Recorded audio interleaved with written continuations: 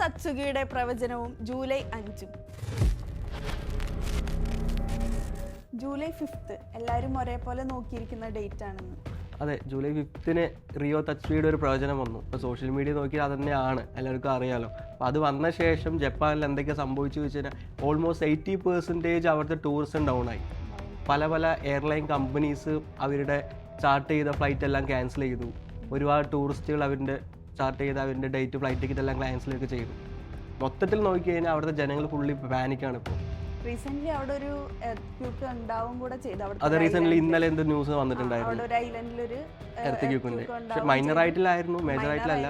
എന്നാലും പിന്നെ ഈ ഒരു പ്രവചനം ഉള്ളതുകൊണ്ടും ഈ റിയോ തത്സുഗിയുടെ പ്രവചനങ്ങളെല്ലാം ഒരു 90% നടന്നിട്ടുള്ളതുകൊണ്ട് എല്ലാവരും അതാണ് എല്ലാവരും പാനിക് സിറ്റുവേഷനിൽ കടന്നു പോകുന്നത്. കാരണം കൊറോണ പ്രവചിച്ചിട്ടുണ്ട്, പിന്നെ സുനാമി, ഓൾമോസ്റ്റ് ഒരുപാട് പ്രവചനങ്ങൾ നടത്തിയിട്ടുണ്ട്. അവിടുത്തെ ടൂറിസവും എല്ലാം ഒരേപോലെ ഇപ്പൊ തകർന്നിരിക്കുന്ന ഒരു അവസ്ഥയിലാണുള്ളത്. പക്ഷെ അവിടുത്തെ ഗവൺമെന്റിന്റെ റിയാക്ഷൻ വന്നിട്ട് പക്ഷെ ഒന്ന് നമുക്ക് ചിന്തിച്ച് നോക്കാം, നമ്മുടെ ടെക്നോളജി എത്രത്തോളം വളർന്നു. കാരണം എല്ലാവരും എഡ്യൂക്കേറ്റഡ് ആണ്. എന്നിട്ടും ഇങ്ങനത്തെ ഒരു കേൾക്കുമ്പോൾ തന്നെ എല്ലാവരും പാനിക് ആവുന്ന സിറ്റുവേഷനാണ്. എല്ലാവർക്കും ഫിയർ ആണ് അവരുടെ നമ്മളെത്രത്തോളം. അത് ഒരിക്കലും അല്ല, സയന്റിഫിക്കലി പ്രൂവൻ അല്ല. എന്നാലും ടെക്നോളജി ഇത്രത്തോളം വളർന്നിട്ടുണ്ടെങ്കിലും അവിടെ എന്താ പറയുക, നമ്മൾ ടെക്നിക്കലി നോക്കുന്ന സമയത്ത് അങ്ങനെയൊന്നും അവർക്ക് ഫൈൻഡ് ചെയ്യാൻ പറ്റിയിട്ടില്ല. അവിടുത്തെ വെതർ അതോറിറ്റിക്കൊന്നും അങ്ങനെ ഫൈൻഡ് ചെയ്യാൻ പറ്റിയിട്ടില്ല. എന്നാലും ഒരുപാട് പ്രവചനങ്ങൾ സക്സസ് ആയതുകൊണ്ട് മൊത്തത്തിൽ പാനിക്കാണ് ആ ഒരു കൺട്രി ഫുള്ള് ഇപ്പോൾ ഉള്ളത്. ജനങ്ങളാണ് ശരി, അവിടുത്തെ ഗവൺമെൻറ് അതോറിറ്റീസ് എല്ലാം. ഇപ്പോൾ കൊറോണ പ്രവചിച്ചപ്പോൾ നടന്നിരുന്നു. അപ്പോൾ ആ ഒരു സമയത്ത് നമ്മളുടെ മാർക്കറ്റ് എങ്ങനെയായിരുന്നു? നമ്മളുടെ ഇപ്പോൾ മാർക്കറ്റിൻ്റെ കേസിൽ വരുമ്പോൾ കൊറോണ പ്രവചിച്ചെങ്കിലും ആരും അതിനെ അത്ര എക്സ്പെക്ട് ചെയ്തില്ല. കാരണം ഈ കൊറോണ വന്നു, എല്ലാവരും ഡൗൺ ആയി, ബിസിനസ് നിന്ന ശേഷമാണ് എല്ലാവരും ഈ പ്രവചനങ്ങളൊന്നും നമുക്ക് സോഷ്യൽ മീഡിയ ബൂമായത്. കൊറോണയ്ക്ക് മുന്നേ പ്രവചനങ്ങൾ വന്നിട്ടുണ്ടായിരുന്നില്ല. ഇപ്പോഴാണ് എല്ലാവരും അവെയർ ആയിട്ട് ഇപ്പോൾ കൂടുതൽ ചെയ്തിട്ടുണ്ടായിരുന്നത്. കൊറോണയ്ക്ക് ശേഷമാണ് അങ്ങനെ ഒരു പ്രവചനം നടത്തിയിട്ടുണ്ടെന്ന്. ഇത് ഓൾമോസ്റ്റ് എത്ര വർഷം മുമ്പ് പ്രവചിച്ചിട്ടാണ്. 2021 പുള്ളിക്കാരിയുടെ ലാസ്റ്റ് ബുക്ക് കംപ്ലീറ്റ് ആയിട്ട് പുറത്തിറങ്ങി. അതെ. ഇപ്പോൾ ലേറ്റസ്റ്റ് കഴിഞ്ഞ വീക്കിലെ ഡാറ്റ നോക്കി കഴിഞ്ഞാൽ എത്രയോ കോപ്പീസ് ഇപ്പോൾ റീസെൻ്റ് ആയിട്ട് വിറ്റ് പോയ ഒരു കണക്ക് വരുന്നുണ്ട്.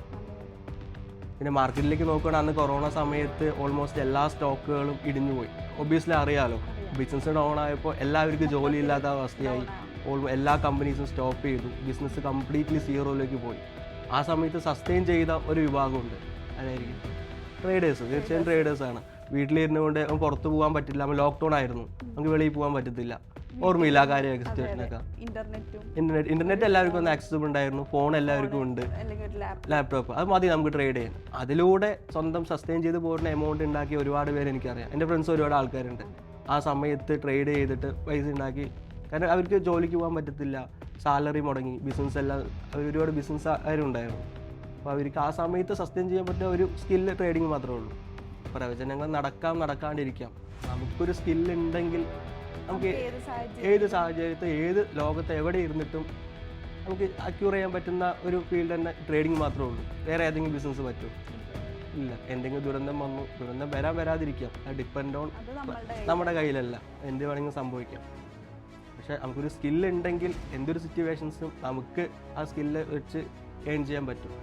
അങ്ങനെ ഒന്ന് നമുക്ക് പറയുകയാണെങ്കിൽ വേൾഡിൽ ട്രേഡിങ് മാത്രമേ ഉള്ളൂ എന്ന് എനിക്ക് പറയാൻ പറ്റും. അതെ.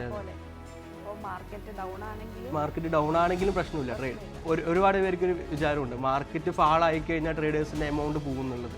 അതൊരിക്കലും തെറ്റാണ്. ഷോർട്ട് സെല്ലിംഗ് വേണ്ട ഒരു ഓപ്പർച്യൂണിറ്റിയാണ് മാർക്കറ്റ്. അതായത് മാർക്കറ്റ് ഫാൾ ചെയ്യുമ്പോഴും മാർക്കറ്റ് ഡൗൺ വരുമ്പോഴും നമുക്ക് ഷോർട്ട് സെല്ല് ചെയ്തുകൊണ്ട് പൈസ ഉണ്ടാക്കാൻ പറ്റും. ഇതാർക്കും അറിയില്ല. എല്ലാവരുടെയും വിചാരം മാർക്കറ്റ് മുകളിലോട്ട് പോകുമ്പോൾ മാത്രമേ പൈസ ഉണ്ടാക്കാൻ പറ്റുള്ളൂ. അത് മാർക്കറ്റിന് ഡയറക്ഷൻ ഒരു ട്രേഡേഴ്സിനെ സംബന്ധിച്ച് പ്രശ്നമില്ല. മാർക്കറ്റ് ഏത് ഡയറക്ഷനിൽ പോയാലും നമുക്ക് സ്കില്ലുണ്ടെങ്കിൽ നമുക്ക് നല്ല രീതിയിൽ ഇൻകം ഉണ്ടാക്കാൻ പറ്റും.